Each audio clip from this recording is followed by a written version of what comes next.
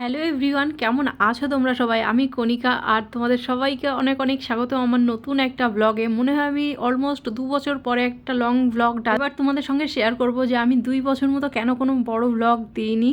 তো দেখো, বেসিক্যালি এতদিন তো আমি থাকতাম বাড়িতে, তার মধ্যে আমি কনসিভ করি, আমার মেয়ে হয়, এবার বাচ্চা সামলে না ওইভাবে হয়ে ওঠে না।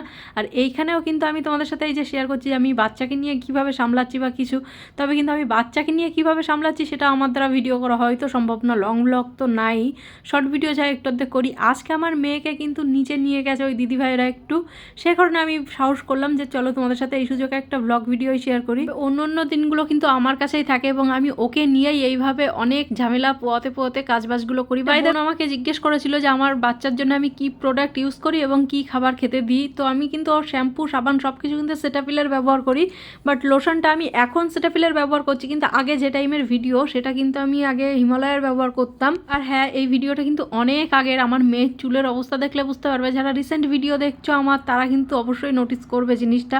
যাই হোক, আমি কি বলতো হয়তো নিচে দিয়ে কাজবাজ করতেই পারি, কিন্তু আমার ঠিক সত্যি বলতে পছন্দ হয় না, যেহেতু ও মেয়ে তো সে কারণে আমার ভালো লাগে না যে আমি কারোর কাছে দিই। ওই দিদি ভাইরা চাই, কিন্তু আমি সত্যি কথা বলতে আমার কাছে রাখতে বেশি প্রেফার করি, কারণ আমার মেয়েও খুব দুষ্টু, তাদের বাড়ি গিয়ে কি অকাজ করে বসবে, সে কারণে আর পাঠায় না। এই ভিডিওটা কিন্তু শুরুর থেকে শুরু করতে পারলাম না, কারণ সকালবেলা কিন্তু অনেক কাজবাজ আমার হয়ে গেছে। আমার বরের টিফিন করে খাইয়ে দেই, অফিসে পাঠিয়েছি বলতে আমার কিন্তু ঘর বাড়ি সেভাবেই থাকে, আগে ওকে পাঠাই, তারপরে কিন্তু আমি আমার সুযোগ বুঝে কাজবাজগুলো করি। আর এখানে দেখো সকালের থালা বাসন এখনো আছে, কিন্তু মেয়ে চলে এসছে। হ্যাঁ, ওকে এবার স্নান করিয়ে আর কি ঘুম পাড়িয়ে দেবো, খাইয়ে দাইয়ে, না হলে ও আর আমাকে কোনো কাজ করতেই দেবে না। আর আমি কিন্তু ওকে ঘুম পাড়িয়ে হয় কাজ করি, আর তা নাহলে কিন্তু ওইভাবে সামলে সামলে কাজ করি। ঘুমটা আমি যদিও খুব বেশি দেওয়াটা পছন্দ করি না, তবে আমি যখন বাথরুমে যাই তখন হয়তো বাধ্যতামূলক একটু অর্ধেক দিয়ে থাকি।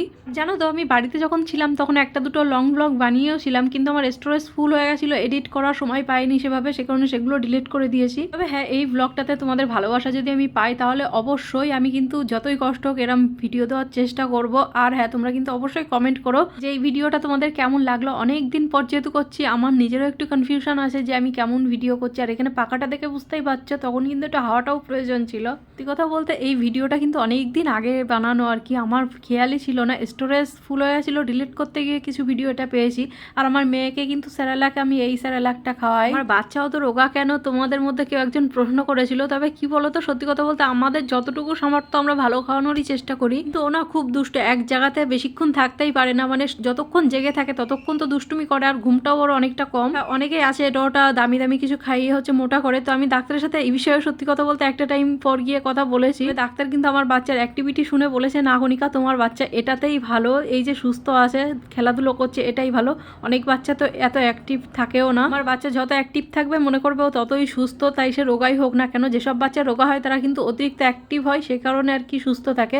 এখনকার দিনের বাবা মা কিন্তু যতটা ভালো করে খাওয়ানোর চেষ্টা করে, এরম বুঝিয়েছিল। তারপর থেকে হ্যাঁ, আমিও এই জিনিসটা নিয়ে আর অত মাথা ব্যথা করি না। এই যে দোলনায় শোয়ানোর টাইমটা যতটা সহজ দেখতে লাগছে এতটা কিন্তু না, আমাকে প্রায় 1 ঘন্টা মতো প্রতিদিন বসতে হয়, তারপরে আস্তে আস্তে ঘুমিয়ে পড়ে। কিন্তু স্নান করার পর এমন ভাব করে যে না, ও ঘুমে তার নড়তে পারছে না। তবে হ্যাঁ, ওকে কিন্তু ঘুম পাড়ানোর পর আমি আর টাইম মোটে নষ্ট করি না, ফার্স্ট কাজ হয় আমার আর কি স্নান করা, কারণ বাথরুমে যাওয়াটাই আমার জন্য খুব বেশি চাপের হয়। ও যেহেতু আজকে ঘুমিয়েছে সেই হিসাবে আমি কিন্তু একটু নিজের প্রতি স্কিন কেয়ার করে নিচ্ছি। আর এই শীতের দিনে না চাইলেও না করেও আর উপায় নেই, তাই না? যখন ঘুমাই সব কিছু ছেড়ে আমি মাঝে মধ্যে এই যে মি টাইম কাটানোর চেষ্টা করি, যাতে আমার নিজেরও একটু মানসিক দিক থেকে ভালো থাকি, কারণ একা হাতে বাচ্চা সামলানো অতটা কিন্তু সহজ না। এটা কিন্তু অনেকেই ভাবে যে কোনো কাজই না, কোনো ব্যাপারই না, বাট যারা থাকে তারা জানে একমাত্র যে একটা বাচ্চাকে একটা ফ্যামিলির মধ্যে তাই সবাই নাজেহাল হয়ে যায়, আর একটা মানুষ একা হাতে কী করে সম্ভব সেটা। হ্যাঁ, একটা ভিডিওতে কিন্তু আমার সব দেখানো সম্ভব না, কারণ আমি শুধু সেই দুপুরের ওই মোটামুটি 10:30টার থেকে মনে হয় তোমাদের সাথে 3:30 4টে পর্যন্ত শেয়ার করেছি যে আমি কি কি করেছি, তাও একটা দুটো ক্লিপ তো নিতে ভুলেই গেছি। যাই হোক, এই আর কি বিষয়। আর একজন আমাকে জিজ্ঞেস করেছিল যে অনেক প্রশ্নের উত্তর দিচ্ছে আসলে আমি এই ভিডিওতে, কারণ আমি সেভাবে লং ভিডিও করি না, তা তোমাদের সাথে কথা বলার সুযোগটাও মন খুলে তেমন হয়ে ওঠে না। আমার একটা শর্ট ভিডিওতে বলেছি যদিও, তবুও আর একবার আমি ক্লিয়ার করছি যে আমি কোথায় থাকি। ব্যাপারটা কিছুটা হচ্ছে এরকম যে আমার শ্বশুরবাড়ি বাবার বাড়ি কিন্তু বনগাঁতেই, একটু ডিস্টেন্সে আছে, মানে 6-7 কিলোমিটার এরকম দূরত্ব। আমার বর কাজ করে হচ্ছে আমতলাতে, আমতলা মানে বারুইপুর, ডায়মন্ড হারবার, আমতলা এই দিকটাতে। অনেকে হয়তো চিনবে, অনেকেই চিনবে না, তবে যাই হোক বরের কাজের সূত্রে কিন্তু আমি এইখানে থাকি। যাই হোক, আজকে অনেক কথা বলে ফেললাম তোমাদের সঙ্গে, মনের অনেক কথা ছিল, সেগুলো কিছুটাও মনে হয় শেয়ার করতে পেরেছি। আর আমার এই মেয়ের এই ছোট ছোট দুষ্টুমিগুলো তোমাদের কেমন লাগছে অবশ্যই বলো। এইরকম ভিডিও যদি দেখতে চাও তাহলে অবশ্যই আমাকে কিন্তু কমেন্ট করো, তার আগে কিন্তু লাইক এবং সাবস্ক্রাইব করো নতুন হয়ে থাকলে। টাটা, সবাই ভালো থাকো।